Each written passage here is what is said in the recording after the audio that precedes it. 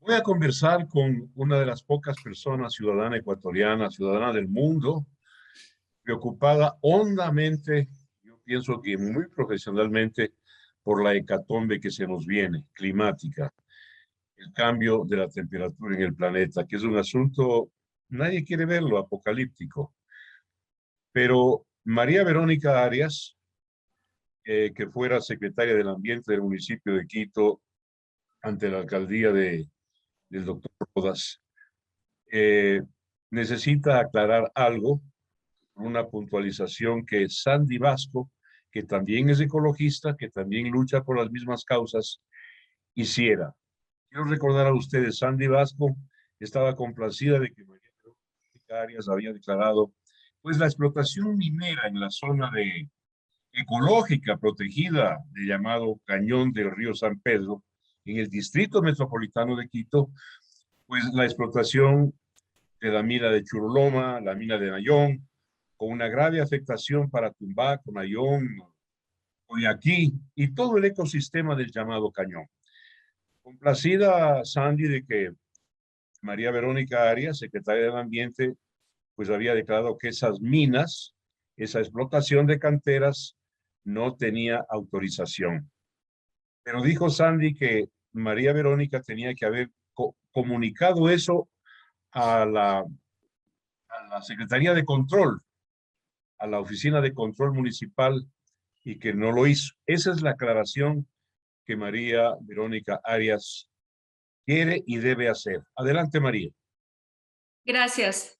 Gracias, Marcelo, por este espacio para poder responder públicamente y realizar una contrarréplica, si se puede llamar así, a la señora Vasco, representando a la Junta Cívica y la LO, sobre una supuesta inacción mía como exsecretaria de Ambiente durante el periodo 2014 y 2019 en materia de canteras en Quito, pero en especial en relación, me parece que la concesión Calzán Chico 1 y Calzán Chico 2. Es una concesión minera de ripio en el río San Pedro de propiedad de una señora Simbaña.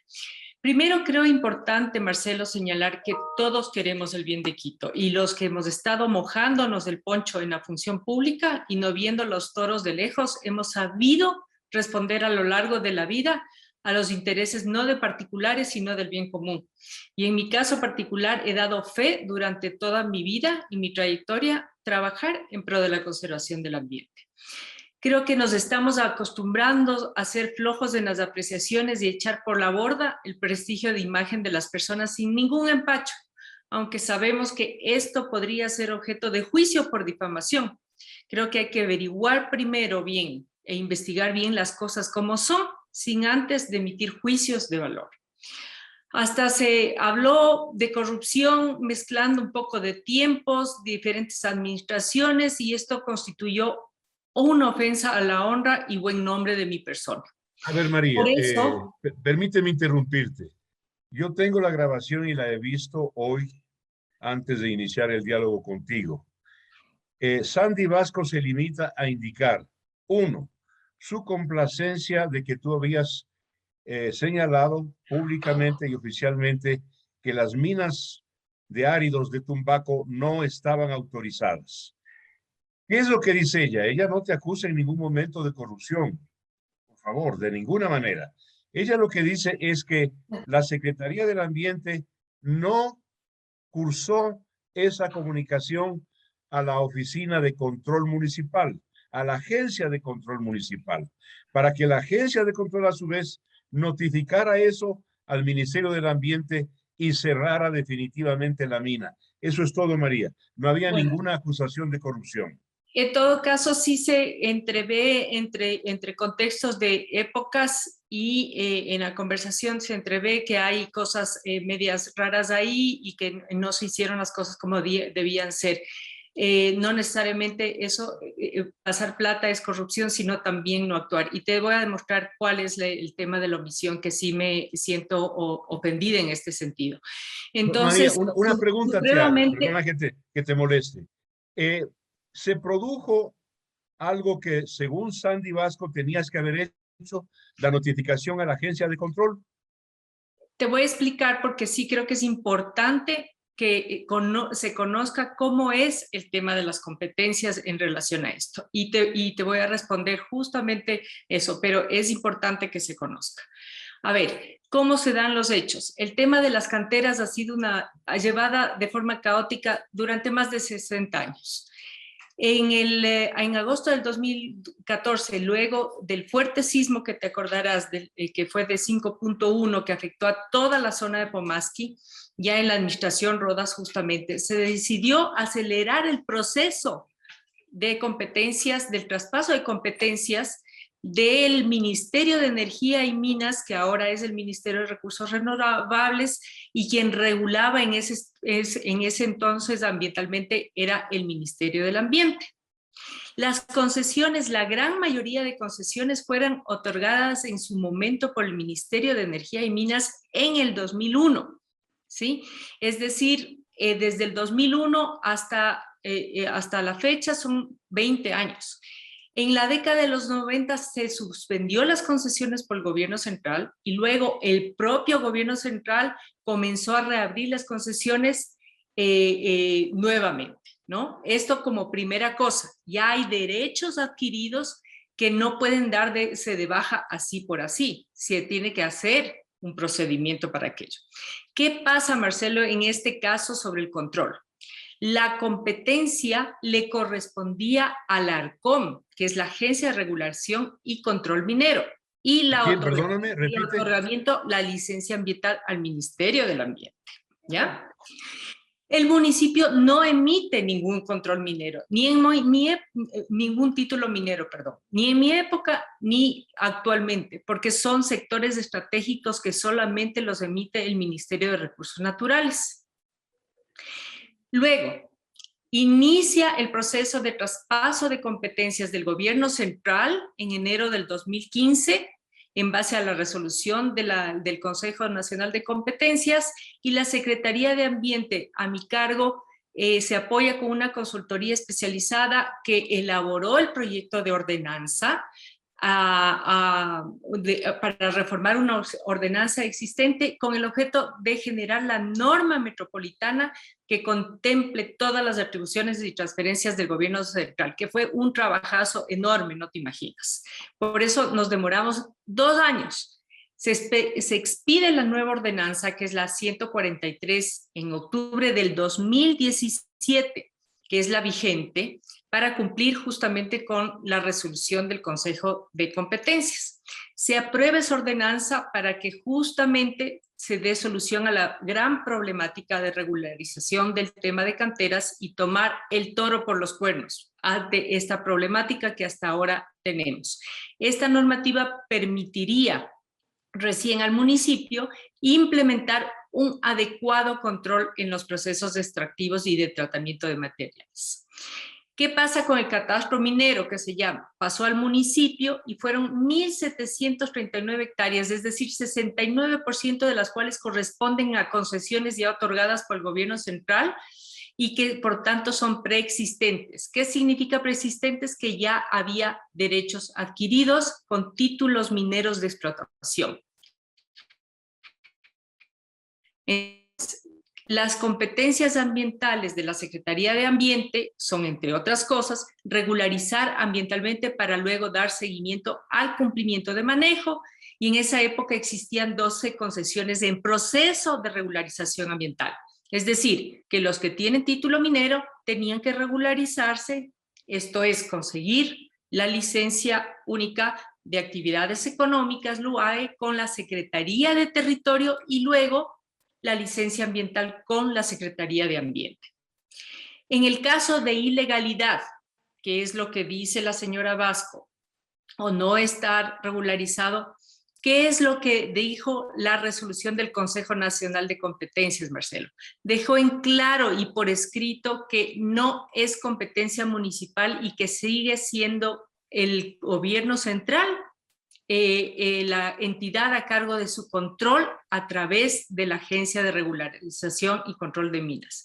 Entonces, ¿qué es lo que hicimos y qué es lo que hacíamos? Cuando se presumía este tipo de actividad ilegal en Quito, hacíamos operativos conjuntos con la ARCOM, con la fiscalía en caso de flagrancia, con la policía, hasta con la EMAPS. Entonces, en este caso particular, lo que se hizo fue justamente eso, ¿no? Operativos de control con la ARCOM, porque el municipio no tenía la competencia para hacerlo directamente, por justamente la resolución del Consejo Nacional de Competencias.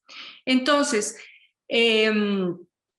esta concesión, te debo mencionar además, se realizó varios intentos para gestionar su autorización durante la época que yo estuve al frente, y el proceso se dio de baja varias veces porque no cumplían con los requisitos establecidos en la ordenanza vigente. Por ejemplo, en la información declaraba desechos peligrosos, lo cual no era, y no se otorgó ningún permiso ambiental, ni uno solo para canteras, Marcelo. Y creo que eso sí lo menciona la señora Vasco. Entonces, yo quería con esto aclarar, Marcelo, y espero haber dejado muy claro que la Secretaría de Ambiente durante mi dirección actuó conforme a la normativa vigente, conforme a las competencias que le daba en su momento, enmarcados en todo momento en las leyes y ordenanzas aplicables. Gracias, María. La explicación de la doctora María Verónica Arias es exhaustiva, es documental y ha sido no solamente legal, sino moralmente concedido su derecho a la aclaración. Me gusta llamarle réplica, es una aclaración. Así es. Y dejar sentado el hecho de que tanto María Verónica, que es indiscutible y visible su lucha en pro del ambiente y del equilibrio ecológico, cuanto Sandy Pascu están en el mismo empeño, en la misma causa. A veces en el camino, cuando combatimos frente a un gran enemigo, encontramos a veces matices que hay que ir corrigiendo y hay que ir rectificando en la marcha, pero estamos en la misma causa, eso es lo importante. María, me preocupa a mí personalmente, no sé a cuántos más, no quiero ser alarmista, doctora Arias, pero lo que le viene al mundo es una hecatombe. Déjame ponerte solo un ejemplo que tú manejas mejor que yo. El momento en que se derritan las dos capas polares, la Ártica tiene 3 kilómetros de espesor y está bajando por aumento de la temperatura. El peso sobre el magma de hierro hundido en el centro de la Tierra va a ser menor. En ese momento, ese magma con menor peso, con menor contención, va a empezar a dispersarse y va a empezar a dinamizarse, produciendo una gran cantidad de erupciones volcánicas inesperadas. Te pongo un solo ejemplo que tú conoces mejor que yo de la hecatombe que se le viene a tus hijos, a los nietos, a los míos, a los descendientes. Y a lo que voy, María, es la poca conciencia que hay en el mundo sobre estos temas. Adelante. Sí, sí, Marcelo, precisamente he tratado y estoy en varios medios de comunicación tratando de hacerlo fácil, de comunicar el último informe científico de Naciones Unidas emitido el 9 de agosto sobre el tema del calentamiento global y los efectos al cambio climático. Es lamentable, es alarmante, de hecho lo ha calificado así como alerta roja para la humanidad. Y la gente tiene que estar consciente que estamos en una alerta roja. ¿Qué significa eso? Que los efectos que estamos sintiendo ya del calentamiento global, los efectos que estamos cambiando el clima por intervención del ser humano están dándose. Y que la temperatura de 1.5 grados centígrados previstos para el 2050, que eventualmente estaba previsto que se acelere esta temperatura, no va a ser el 2050, sino antes inclusive. ¿Por qué? Porque estamos siguiendo la misma ruta de la cual deberíamos habernos desviado ya hace mucho tiempo. ¿Cuál es esta ruta? La cantidad de emisiones que estamos generando y causando justamente este calentamiento global. Emisiones desde la revolución industrial, Marcelo. En cuestiones desde 1850 se ha dado un incremento de 1 grado más o menos en 50 años. En la última década, es decir, del 2010 al 2020 se ha incrementado más de 1 grado en una década. Es decir, es rapidísimo el incremento de la temperatura que está haciendo. ¿Y qué es lo que está pasando? ¿Y qué es lo que va a pasar? Justamente lo que tú acabas de mencionar. Es catastrófico por decirlo menos, el efecto que se comenzaría a sentir y que ya lo vemos. Mientras estamos conversando, siguen en Estados Unidos golpeando los huracanes, por el lado este los incendios, en el Mediterráneo más incendios, hay deslaves e inundaciones en Centroamérica, en el Caribe, en el Pacífico Sur. Es decir, no nos alcanzan las noticias para leer todo lo que está pasando en el mundo. Y eso que es lo reciente y lo que recién estamos haciendo, estamos comenzando. Entonces, si te pones a ver, lo que siempre me preguntan es qué es lo que debemos hacer. Los gobiernos, por un lado, tienen que tomar un correctivo urgente y necesario, y eso significa bajar las emisiones, bajar a cero. Hay un tratado, inclusive, de no proliferación de combustibles fósiles que está discutiéndose a nivel mundial para que justamente ya no se use combustibles fósiles y se cambie todo a tecnología cero emisiones. ¿Qué tienen que hacer los gobiernos? Pues generar esa transición para que vayamos en ritmo acelerado. Y cada uno de nosotros hacer lo que tenemos que hacer, cosas menores, pero que son importantes. Son cada uno de nosotros nuestro granito de arena y nuestro aporte, que es transporte público, transporte cero emisiones, ahorro de agua, ahorro de luz, reciclaje, el consumo que es el estilo de vida que queremos ser a lo americano, desechar, consumir, la moda, etcétera. Eso no nos lleva a ningún lado. El estilo de vida nos está matando y nos está llevando justamente al declive. Y esto por mencionarte así rápidamente. Reforestar las ciudades, ¿qué es lo que tienen que hacer? Ser ciudades más verdes, así de fácil. La temperatura puede bajar si es que tenemos ciudades mucho más verdes. Hay un montón de tips María, te pregunto al internet. respecto, porque este momento Quito está enfrentando justamente lo contrario de lo que acabas de recomendar. Hay un avance para algunos imperceptible, para mí visible, de la inundación de cemento a zonas protegidas y zonas verdes por parte de urbanizadores y con discúlpame el término rústico, con el alcahueteo de las autoridades municipales.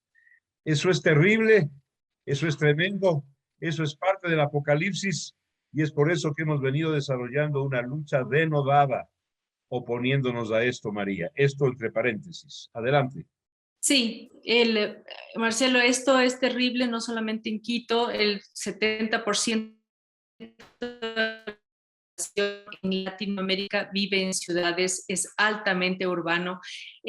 Una de las soluciones que tenemos que empujar son las soluciones basadas en la naturaleza. Quito, el 11% es urbano y el 90% está rodeado de áreas protegidas. Es decir, eso es lo que tenemos que conservar, y la ciudad, en vez de encementarla, tenemos que hacer más verde. Eso nos va a ayudar a bajar la isla de calor, la temperatura que va a subir en las ciudades, y además generas unas zonas, una red verde urbana que sirve de amortiguamiento para deslaves, para todo lo que es justamente el equilibrio ecológico, no solamente de refugios de vida silvestre, sino también de oxígeno a la propia ciudad. Mientras más encementamos, eso significa que nos va a dar más calor, que no vamos a tener oxígeno limpio, y también el abastecimiento de agua potable, porque todo lo verde genera